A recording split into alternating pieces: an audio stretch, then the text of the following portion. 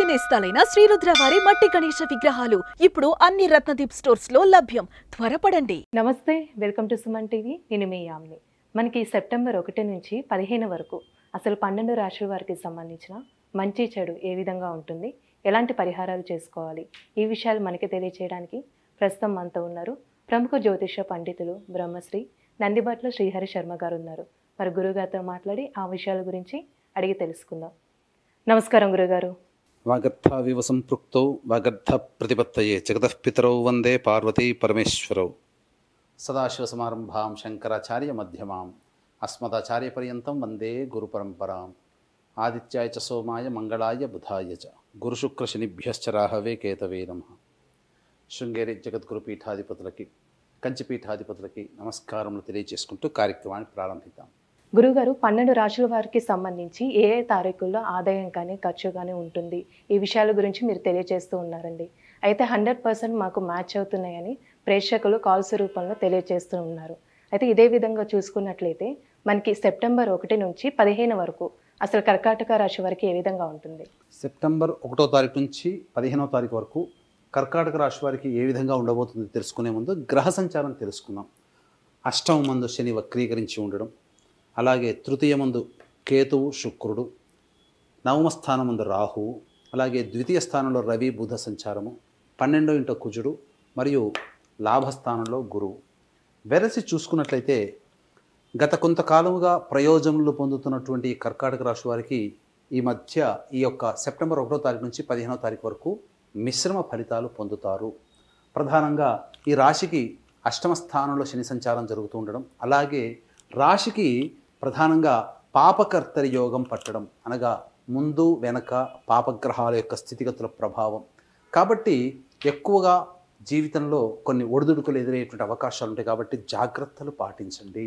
ముఖ్యంగా వ్యాపారం చేసేటువంటి వాళ్ళు నిర్ణయాలు కాస్త వాయిదా వేసుకోవడం మంచి. శుభమైనటువంటి రోజుల్లో కనుక గ్రహము సంచారం అనుకూలంగా ఉన్నప్పుడు మీరు కొత్త ప్రాజెక్టు ప్రారంభించండి, వ్యాపార అభివృద్ధిని ప్రారంభించండి.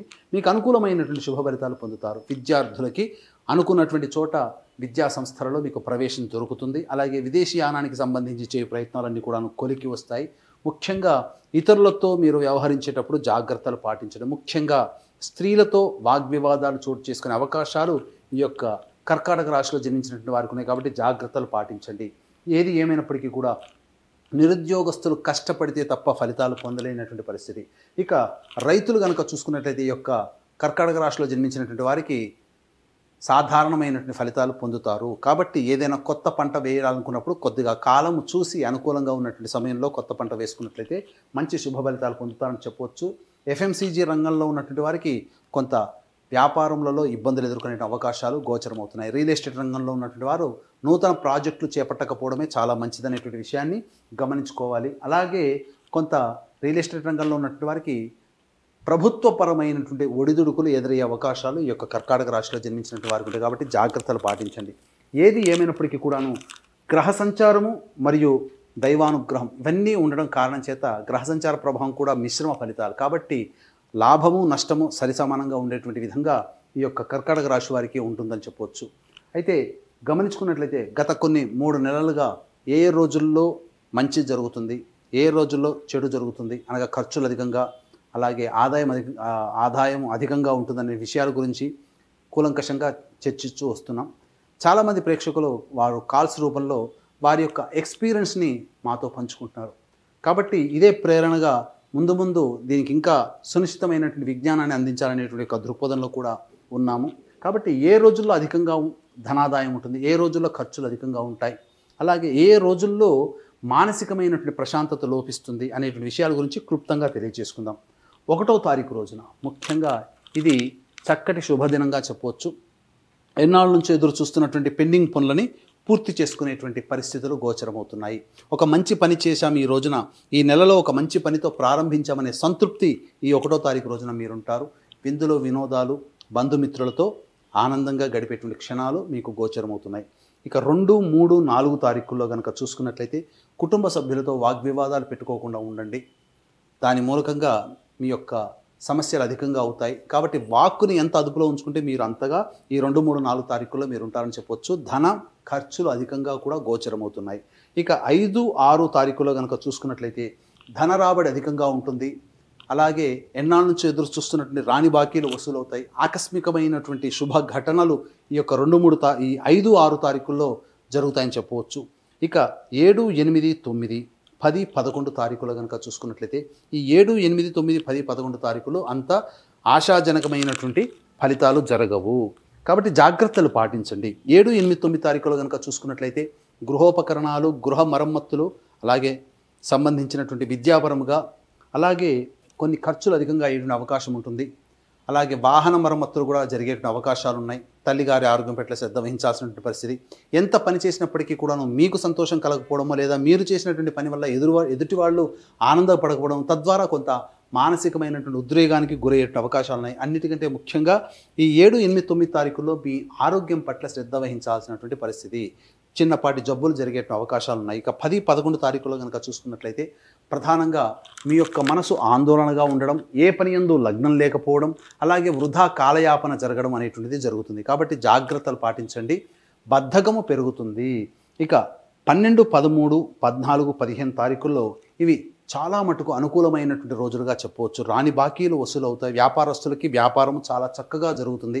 అలాగే 14, 15 తారీఖుల్లో కనుక చూసుకున్నట్లయితే ఇవి ప్రధానంగా మీ జీవిత భాగస్వామితో లేదా వ్యాపార భాగస్వామితో ఉన్నటువంటి విభేదాలకి చెక్ పెట్టే రోజులుగా చెప్పవచ్చు. అనుకూలమైనటువంటి సమయం, వారు తీసుకున్నటువంటి నిర్ణయాల వల్ల మీకు ఆనందదాయకంగా లాభదాయకంగా ఉండేటువంటి రోజులుగా చెప్పవచ్చు. ఏ తర్వాత చెప్పొచ్చేది ఏంటంటే ఈ యొక్క కర్కాటక రాశిలో జన్మించినటువంటి వారికి 7, 8, 9 అలాగే 2, 3, 4 తారీఖుల్లో ఖర్చులు అధికంగా ఉంటాయి కాబట్టి జాగ్రత్తలు పాటించండి. అలాగే 5, 6, 14, 15 తారీఖుల్లో రాబడి అధికంగా ఉంటుంది. కాబట్టి దీన్ని దృష్టిలో పెట్టుకొని మీరు మీ యొక్క ప్రణాళికాబద్ధంగా మీ యొక్క జీవితాన్ని 1వ తారీఖు నుంచి 15వ తారీఖు వరకు పెట్టుకోండి.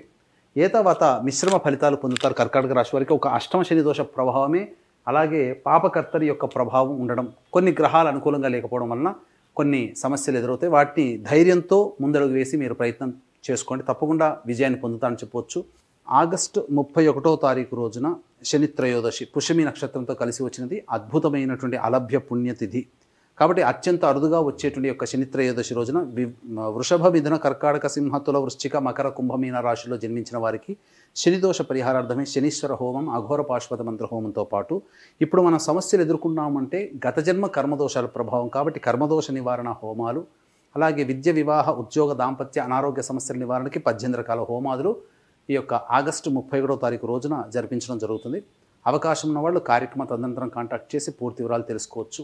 అలాగే ఇప్పుడు ఏ సమస్యలు అయినప్పటికీ కూడా పరిష్కారం కాకుండా ఉన్నప్పటికీ, పిల్లలకి వివాహం కాకపోయినా, సంతానం కలగకపోయినా, అలాగే తండ్రి వైపు 7 తరాలు, తల్లి వైపు 4 తరాల్లో ఏవైనా దుర్మరణాలు ఉన్నా వాటిని పితృదోషం అంటారు. దుర్మరణాలు అని అంటే road accident, fire accident, suicide attempt, నదిలో బావిలో పడి చనిపోవడం, ఇంట్లోంచి వెళ్ళిపోవడం, లివర్ ఫెయిల్, కిడ్నీ ఫెయిల్, క్యాన్సర్తో చనిపోవడం, పిండ ప్రదానాలు చేయలేకపోవడం, 60 సంవత్సరాల లోపల ఏ విధంగా చనిపోయినా ఇవన్నీ పితృశాపాలు. అలాగే మందులకి నయం కాని రోగాలతో బాధపడుతున్నా, ఎన్ని ప్రయత్నాలు చేసినా ఆ ప్రయత్నాల్లో విజయం సాధించకపోయినా, అనుకున్న పనిలో వాయిదా పడుతున్నా అవి పితృదోషాలు. కాబట్టి ఇట్టి పితృదోష నివారణకి సెప్టెంబర్ 25వ తారీఖు, 30వ తారీఖుల్లో మా ఆధ్వర్యంలో పితృదోష నివారణ పూజలు, హోమాలు అనేటువంటివి నిజాయితీగా సశాస్త్రీయంగా జరిపించడం జరుగుతుంది. కాబట్టి అవకాశం ఉన్న వాళ్ళు కార్యక్రమం తదనంతరం కాంటాక్ట్ చేసి పూర్తి వివరాలు తెలుసుకోవచ్చు. గురుగారు, ఇప్పుడు కర్కాటక రాశి వారికి అండి ఎలాంటి పరిహారం చేస్తే మంచిది ఈ 15 రోజుల వరకు?